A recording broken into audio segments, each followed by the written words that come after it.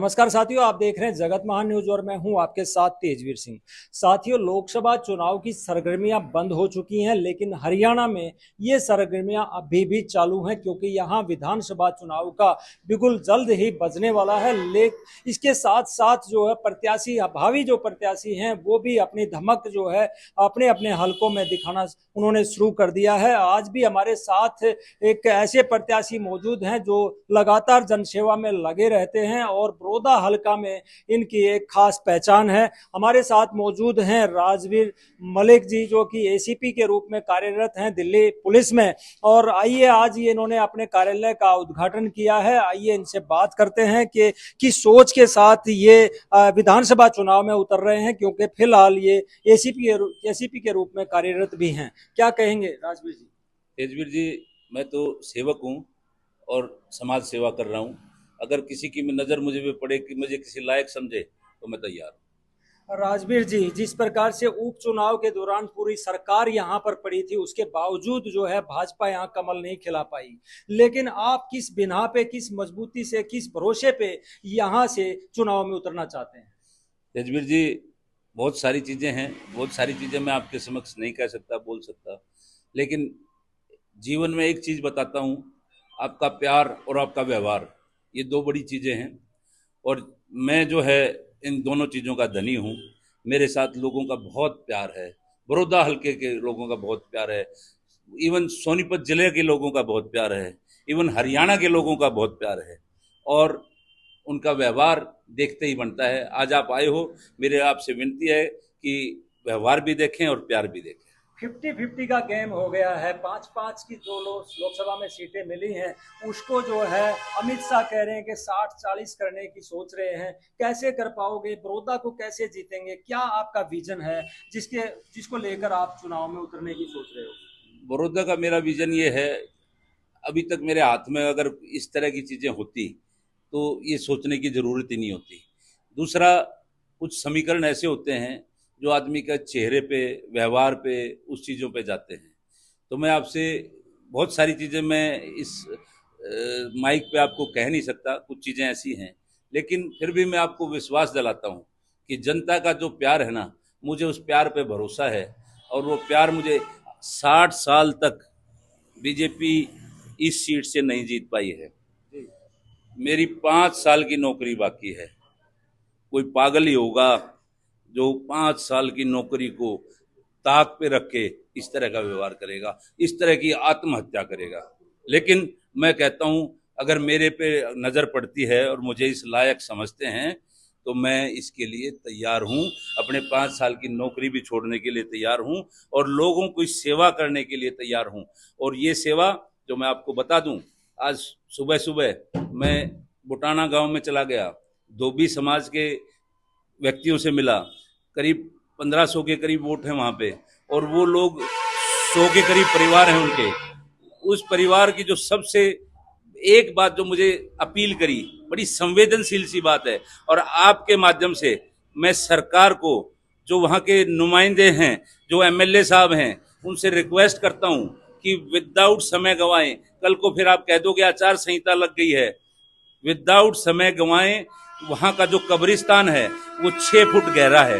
वो लोग जब अपनी लाश को वहाँ दफनाते हैं तो बारिश होने के बाद वो लाश जो है ऊपर उठाती है। इससे दयनीय स्थिति नहीं हो सकती। संवेदनशील मसला है, और इस मसले के लिए मैं आपको एक चीज जरूर कहूंगा, चाहे वो राजनेता हो, चाहे वो अधिकारी हो, उसका संवेदनशील होना बहुत जरूरी है। अगर व्यक्ति संवेदनशील नहीं होगा तो गरीब आदमी का भला नहीं हो सकता।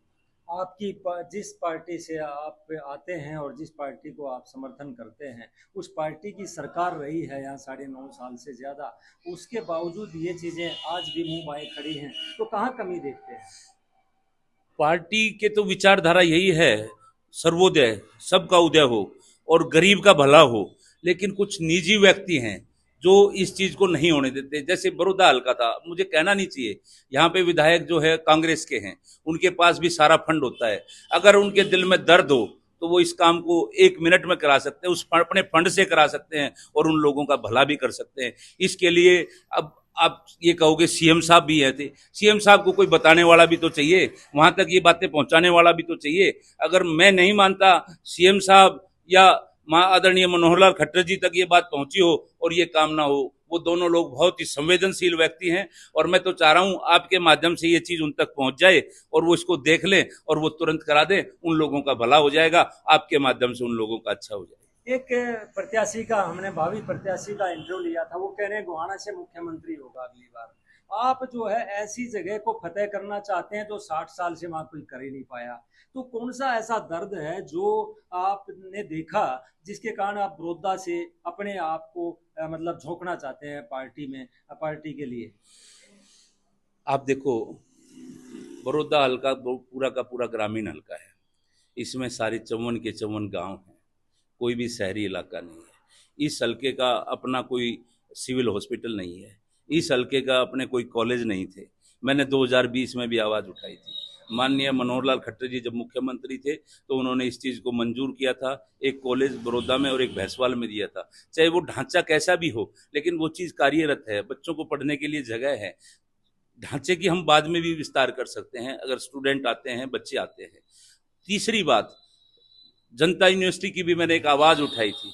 उस आवाज़ में मैंने एक कहा था 2020 में, आज भी मेरी वो वीडियो क्लिप्स होंगी, कि चाहे सरकार हो चाहे कोई करने वाला व्यक्ति हो, करने के लिए वायदों की जरूरत नहीं होती, इरादों की जरूरत। कांग्रेस पार्टी 5 सीटें लेकर काफी उत्साहित नजर आ रही है और 70 सीटें लेने की बात कर रही है। ऐसे में आप क्या देखते हैं कि क्या मतलब ये जो वो कह रहे हैं क्या वो सही है?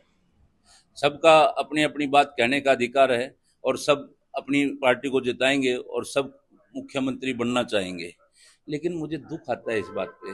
मुख्यमंत्री बनते हैं राज करने के लिए, मुख्यमंत्री बनना चाहिए सेवा करने के लिए। ये जो राजनीति है ना, मैं तो कहता हूँ इसका नाम बदल के सेवा नीति कर लेना चाहिए, तभी गरीबों का और ज़रूरतमंद लोगों का भला हो जाएगा। इस मेरे बड़ौदे हल्के की समस्याएं जब से चल रही हैं, आज भी वही समस्याएं हैं। जहाँ खेतों में पानी बढ़ता है वहाँ पानी बढ़ता है, किसान भाई जो है अपनी धान की फसल भी नहीं लगा पाते। 100-500 एकड़ तक ऐसी जगह हैं, पिछले साल आपने देखा था रुखी में क्या हाल हुआ था। बहुत सारे डूबा के क्षेत्र हैं, क्या उनमें पाइप लगा के उस पानी को नहीं निकाला जा सकता? पहले से पाइप लगा के इस चीज़ का इंतजाम नहीं हो सकता? और जोड़ हैं, जोड़ गंदे सड़े सारा पानी उन्हीं का उसमें जाता है, वो जानवर उसको पिएंगे, उनका दूध फिर वो गांव वाले पिएंगे, तो उस दूध से किसको स्वास्थ्य मिलेगा? मैं पूछना चाहता हूं, तो उसमें भी कोई सफाई का सिस्टम चाहिए, कोई निकास का रास्ता चाहिए, पानी भरने का रास्ता चाहिए। और मेरा तो मानना है ऊपर सरकार, ऊपर भगवान है और नीचे सरकार है, और सरकार चाहे तो इस सतर पे कुछ भी कर सकती है। जी चलिए, गर्मी ज़्यादा है और राजनीतिक गर्मी भी ज़्यादा है। इस बीच हम आज आपसे ज़्यादा सवाल ना करते हुए सिर्फ आखिर में यही पूछना चाहेंगे कि क्या जो आप जिस प्रकार का भरोसा दिलाना चाह रहे हैं उस प्रकार से आप सरकार और आपके बीच में एक जनता के बीच में एक दूत का काम करते हुए क्या इन समस्याओं को दूर करने का प्रयास करेंगे जब तक आपकी सरकार है? मैं तो एक बात कहता हूँ, अभी भी मैंने प्रयास किया है। लोगों की जो भी समस्याएं आई हैं, कुछ समस्याएं ऐसी थी जो समस्याएं बहुत छोटी समस्याएं थी, उसके लिए मैं सरकार को कहता तो मुझे अच्छा नहीं लगता। मेरे पास बड़ौदा हल्के के कुछ युवक आ गए, उन्होंने कहा कि जी हमारे यहाँ बारिश का मौसम है और ट्रैक नहीं है दौड़ने के लिए। मैं यूथ को बहुत पसंद करता हूँ और यूथ को हर तरह से फिट रहना चाहिए। उनके लिए मैंने कहा भाई क्या हो सकता है? बोले जी मिट्टी डलेगी, ट्रैक बन जाएगा, हम इस पर दौड़ लेंगे। भाई कितने की डलेगी? बोले जी 48,000 की। मैं कहा भाई तुम मिट्टी डलवाओ, 48,000 रुपये मैं दूंगा आपको। मैं इस काम में जो है आगे रहता हूँ। मैं अपनी तनख्वाह से, अपनी नौकरी से अपना पेट काट के, अपने बच्चों का पेट काट के जो भी करता हूँ, मैं सेवा करने में विश्वास रखता हूँ और फालतू की कहने में सुनने में विश्वास नहीं रखता। इन छोटी छोटी बातों के लिए मैं किसके चक्कर काटता फिरूंगा? मैं खुद सक्षम हूँ, भगवान की दया से तो मैं खुद कर देता हूँ। जी तो दर्शकों, ये थे एसीपी राजवीर मलिक जो जनता की आवाज बनते हुए लगातार बड़ौदा हल्का में सेवा कर रहे हैं। कई बार इनको किसी सरपंच ने कहा कि हमारे यहाँ वाटर कूलर की जरूरत है तो 50,000 दे आए, युवाओं ने कहा कि हमारे ट्रैक में पानी भरता है तो 48,000 दे आए। इस तरीके से ये अपनी स्वैच्छिक कोष से जो है लगातार सहयोग भी करते हैं। लेकिन जिस प्रकार से आज इन्होंने वादा किया है कि ये सरकार और जनता के बीच में दूत बनकर सरकार तक उनकी बात पहुंचाएंगे और बड़ौदा में जो समस्याएं हैं जिनको देखकर इनके मन में टीस उभरी, एसीपी रहते हुए जो ये यहाँ आकर जनता की सेवा करना चाह रहे हैं और यहाँ से चुनाव लड़ना चाहते हैं। देखते हैं आने वाले समय में क्या इनकी आवाज सरकार तक पहुंचती है या पार्टी नेतृत्व तक पहुंचती है और इनको टिकट मिलती है तो क्या जनता इन्हें चुनती है। जगत महान न्यूज के लिए गोहाना से तेजवीर सिंह, नमस्कार।